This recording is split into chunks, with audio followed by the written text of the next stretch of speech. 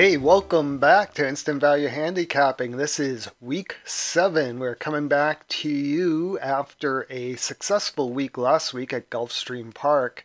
The methods we're examining here are based on my book, The Punter's Tale, A Bettor's Quest for Racetrack Profits. In that book, I describe how to identify false favorites in a horse race, and those are the races that we choose to place our bets.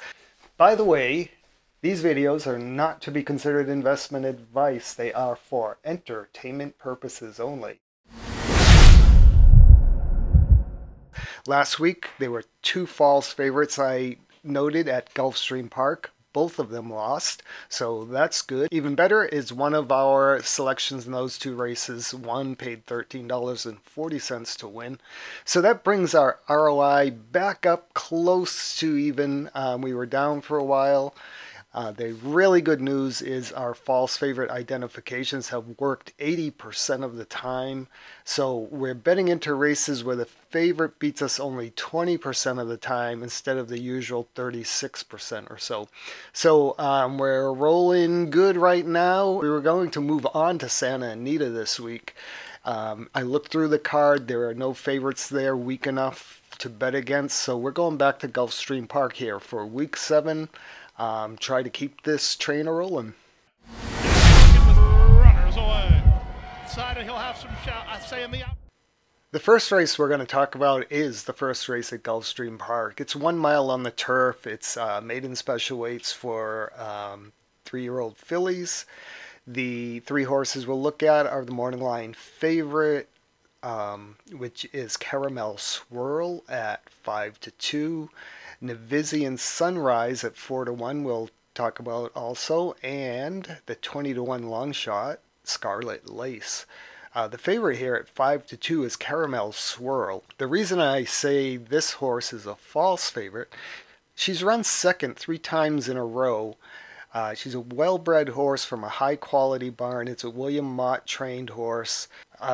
Typically, horses like this move through the conditions pretty quickly, but this horse has finished second 3 times at 3 different distances at 3 different racetracks, and now they're trying her on the turf. It is not tremendously negative, but this definitely seems like plan B, not what they originally had in mind. We actually had a winner last week betting against a horse like this from the Todd Pletcher barn. That was in the 10th race at Gulfstream last week. Opry was the favorite and was having a similar problem moving through the conditions, was kind of stuck in a non-winners 2 allowance condition. And these horses are, the barns will try hard to keep them in non-claiming events because they're expensive horses.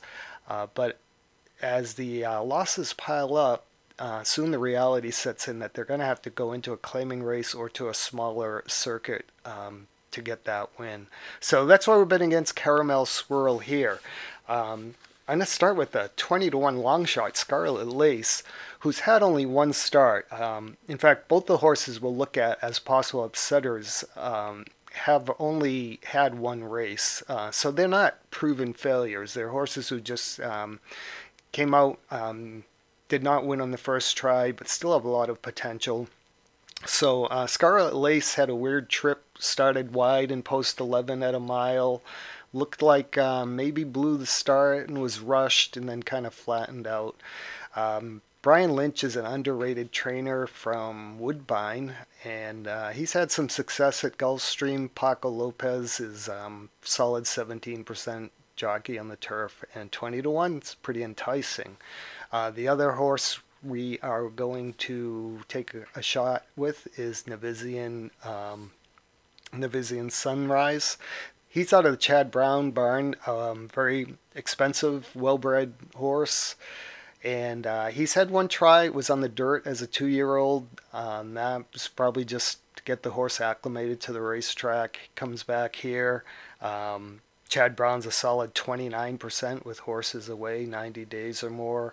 He's working well, gets Lasix for the first time, and he's our 4-1 possibility. Again, we're making $100 bets here. We're Dutching them so that the return's about the same either way. So this might turn out to be $80 to win on Navizian Sunrise, $20 to win on Scarlet Lace.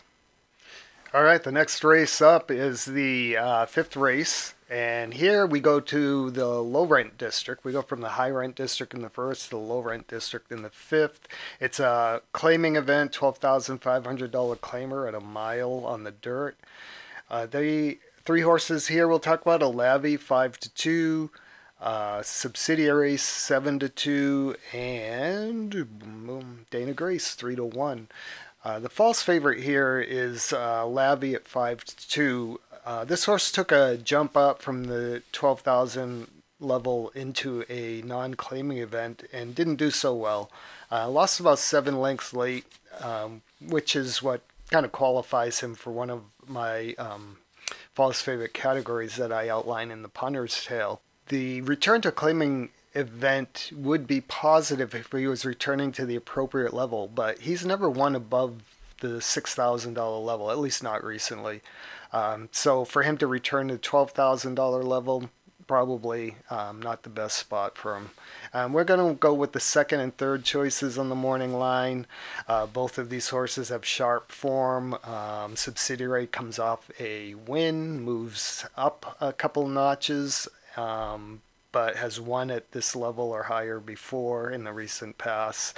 And then Dana Grace, it also is a horse who raced at this level or higher in the past. It comes in sharp, can probably handle this company. So no real long prices here, but we got two solid contenders to take on the false favorite. Okay, so we're halfway through our 4 picks for the day, and I just wanted to let everybody know that with the Kentucky Derby coming up, I have lowered the price in half of my Lazy Bettor's Guide to the Kentucky Derby, $24.95 list price. You can now get it for half that price, $12.50 at thebookpatch.com. And my Derby previews in the 7 years since it has been published has picked 5 winners in those 7 years. You can check out the Derby previews at smashwords.com to see what I was saying back then. Also, because I lowered the price on that, special offer until March 15th, you can also get the Punter's Tale for $12.50 at thebookpatch.com. So limited offer till March 15th. I encourage you to get the book, read up on the Kentucky Derby. The methods there have been spot on. I think you'll enjoy the reading too. Thank you.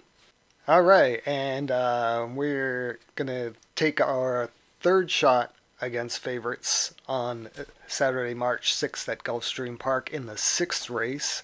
There are 3 horses here we'll look at. The 3-1 morning line favorite is Please Call Me Back.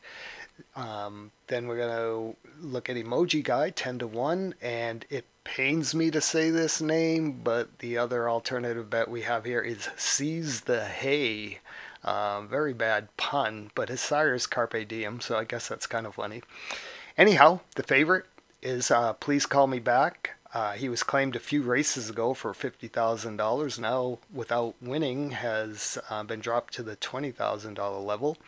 The trainer is essentially telling you, hey, I made a mistake here. I'm going to try to get what I can. That's not a strong move. It's not a strong favorite. We're taking 2 shots against him. Emoji Guy at 10-1 takes his 3rd shot at this level. It's kind of little bit of hesitation on backing him because he's failed twice at this level, but it's his 3rd off a layoff. Strong stable, strong rider, 10-1 odds. And then Seize the Hay, the name we might learn to love if he pulls this off. He won at this distance, broke his maiden in $20,000 at a mile and an eighth on the turf. Tried a non-claiming event, didn't embarrass himself, finished pretty well. Now he drops back to an appropriate level. Seize the Hay, seize the cash. Maybe that's it for race 6. Okay, we're going to finish up our 4-race false favorite medley with race 8 at Gulfstream Park, a $6,250 claimer for non-winners 3 lifetime. 3 horses we'll talk about here are the morning line favorite at 7 to 5, Antigone, um, Call Me Senorita at 6 to 1, and Lady Fiorella 8 to 1. The favorite here, Antigone, was claimed twice at the $12,000 level back-to-back races. Now races for half of that. Again, trainer saying, oops, made a mistake here. So we'll gladly take a shot against this horse.